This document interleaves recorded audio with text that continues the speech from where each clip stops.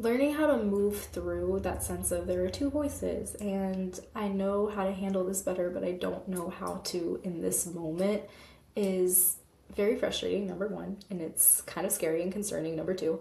But it really does begin with one, allowing yourself to understand and be aware of your own energy. And I think that a lot of people with PMDD, from people I've talked to, from people I've worked with who have experienced it, are naturally really, really, really empathic.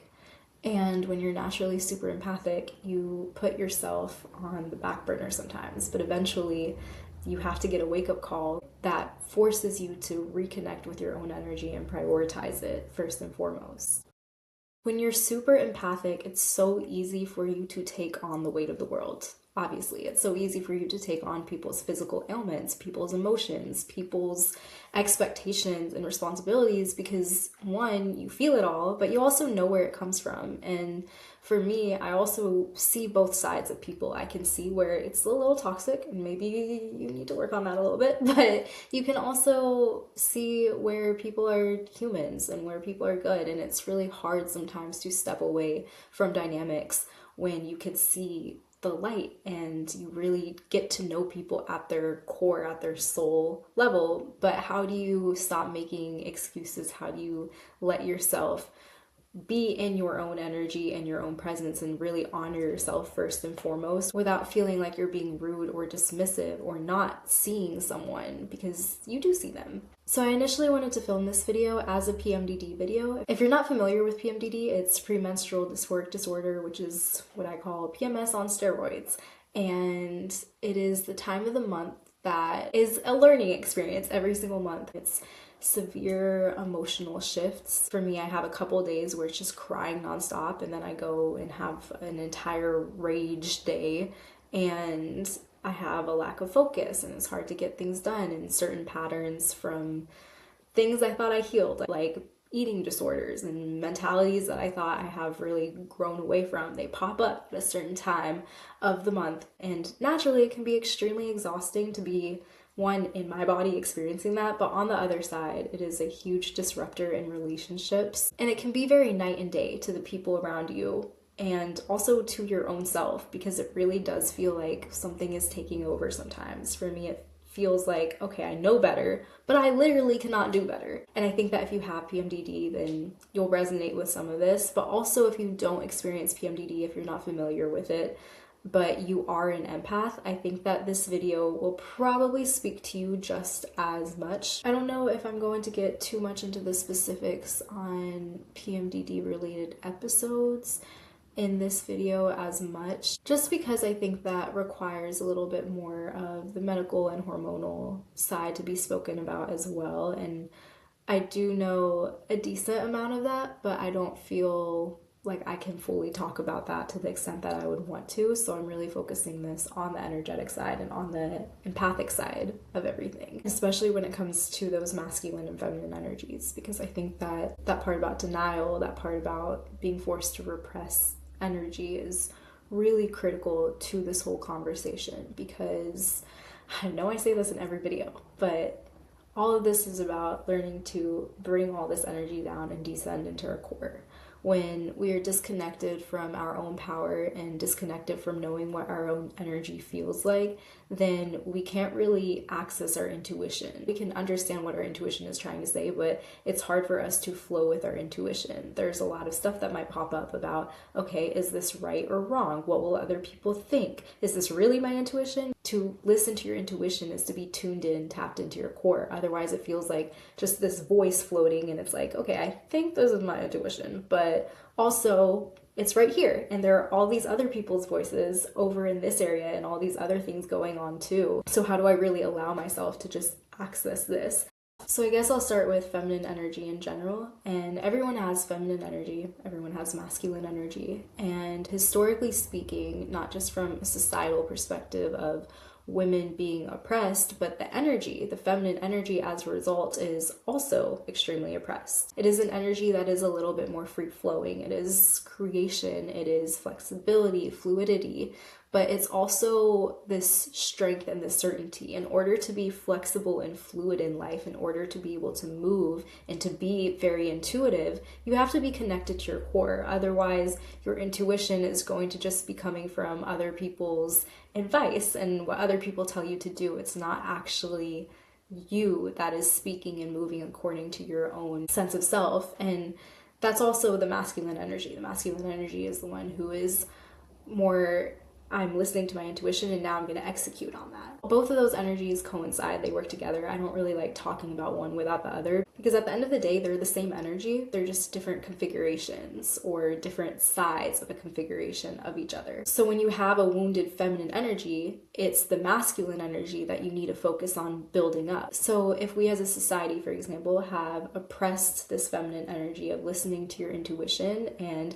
being able to tune into yourself because we're too busy focusing on managing the responsibilities of the entire world around us, then that means that we have to work on healing our masculine energy, our energy of standing up for ourselves, our energy of knowing how to listen to ourselves and really act on that, and to balance that without overpowering over other people. That's still keeping our heart open and connected and communicative to those around us. So when it comes to PMDD, it has been a huge aspect of growth within myself and a huge learning experience, because if there's something that could possibly cause me to feel like there is a power imbalance, if there's something that could just feel unfair, then you best believe I cannot hold that inside during PMDD time. I think that PMDD brings out this need to be seen, at least for myself.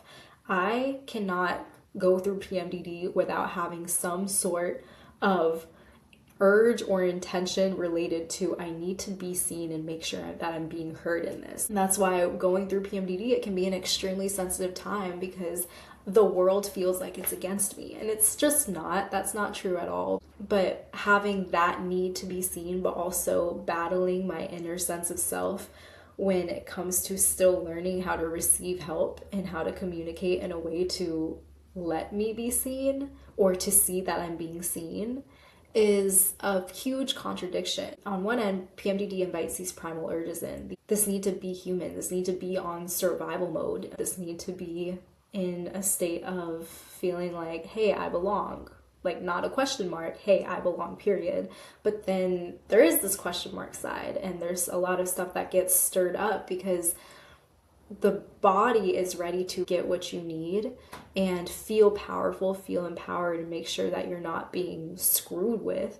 But then this other side that has been so conditioned and maybe so used to putting yourself aside and putting other people first, that part's still there. It's not that it goes away. Just because your body needs you to have certain needs met doesn't mean that your brain is in the state of allowing that to happen. So it's not just the feelings I'm feeling coming up that I can't control or that I can't hold back, but it also brings up so many patterns. So if I have a communication pattern of people pleasing or not being able to receive help, that gets extra amplified during this time. So my inability to communicate, it feels like my body is paralyzed.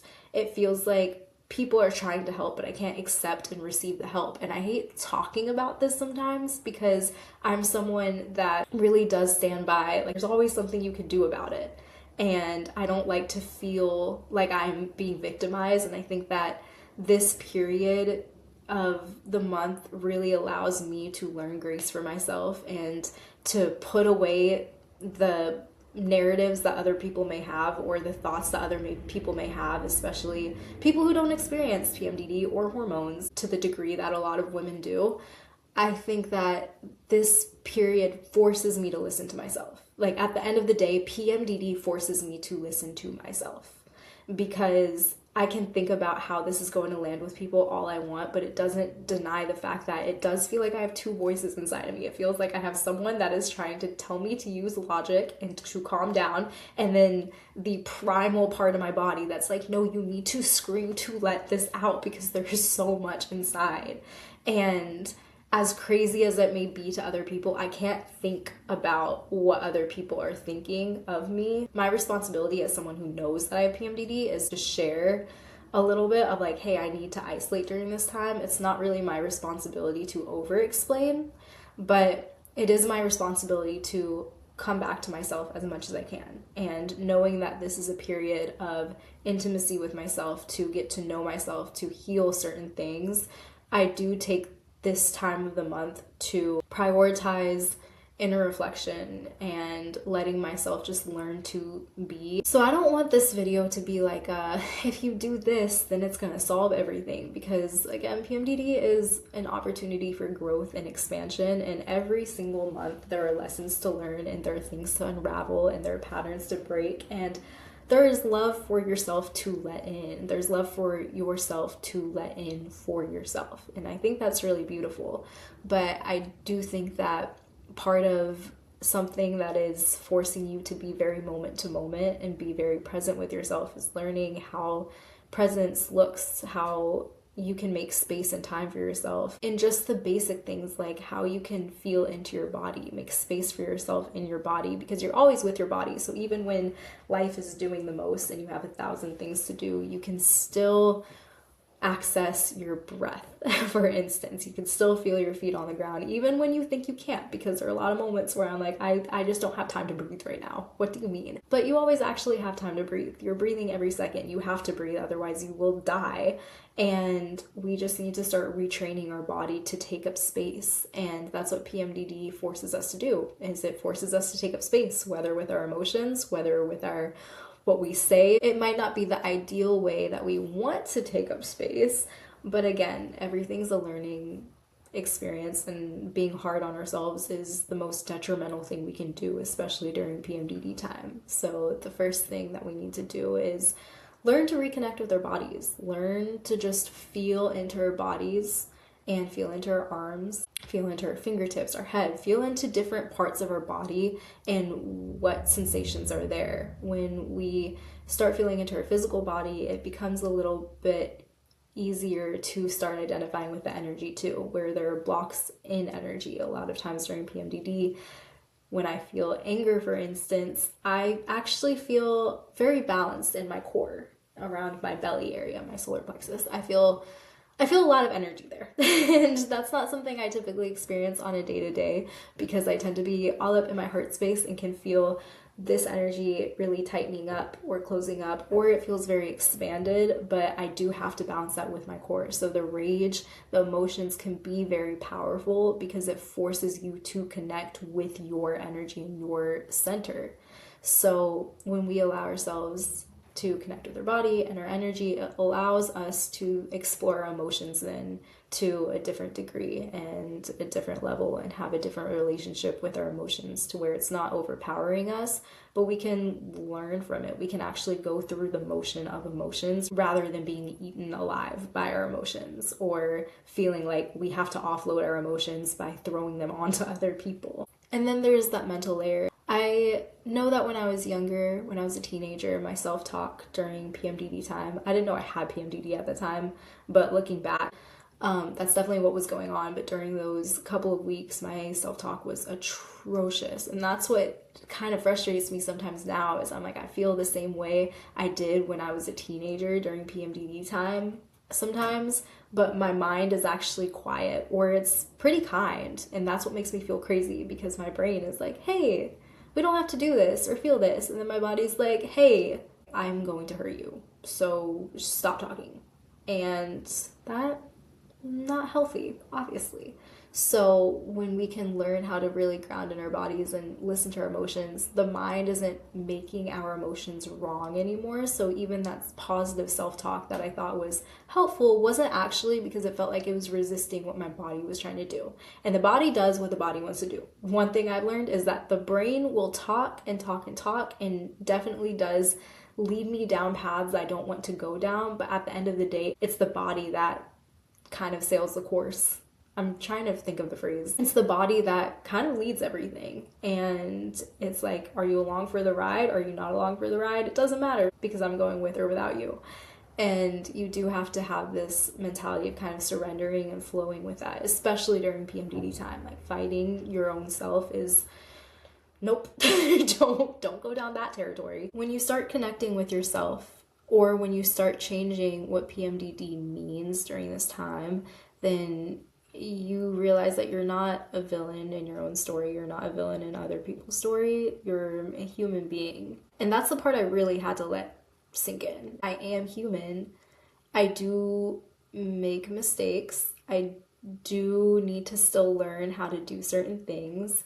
When it comes to communication, when it comes to balancing my own energy, when it comes to prioritizing myself. That's the biggest one right there, is when you're out of alignment, then it makes everyone around you feel that. And it has its effect on everyone else around you and everything around you. And don't be hard on yourself. It's okay. The cycle of guilt and shame that comes after PMDD messes, or even just when you're an empath and you take on so much and then you hit a wall or you hit your breaking point, or you're being so nice to everyone that the people you're being nice to and not having boundaries with ends up affecting the people around you who are genuinely there to love and support you. Whenever you fall into those cycles or patterns, it's easy to have the guilt and shame. And I think that learning to work with that's a separate conversation. I still need to do a guilt and shame episode, but that one's still a little bit hard for me at the moment, but I will get to that when I get to that. But being gentle with yourself comes from connecting with yourself and learning to keep coming back to yourself in your body. And when you do feel a connection to yourself, it's easier to make choices that are more aligned and to be able to stand by your emotions, stand by yourself, stand by certain choices, and to trust yourself to come back to your intuition and trust yourself in knowing how to communicate, how to take accountability for where you might need to do a slight bit of cleanup, but also screw that part when you're feeling something that is valid and you start validating yourself and your emotions and you realize, I don't need to actually take this anymore. Standing by those, that's the important part right there. PMDD, for me, just being an empath in general, allows me to see the humanity in other people, but instead of using that as an excuse for their behaviors, for my behaviors, it's accountability, one for myself, and accountability in the fact that if I'm letting toxic behaviors in, it's because I'm letting them in. But accountability for myself, my choices, what I'm letting into my space, and letting myself hold others accountable for their choices, but through a loving way because I see them. It's not because I don't see them. And sometimes that can be a sore spot because people think you're not seeing them, but that's when you just come back to yourself and come back to your body, and you can take other people in, but knowing where your actions and behaviors come from allows you to trust when you need to assert yourself, or when you need to have a certain difficult conversation, or when you need to let emotions out, because it's coming from a connection with yourself.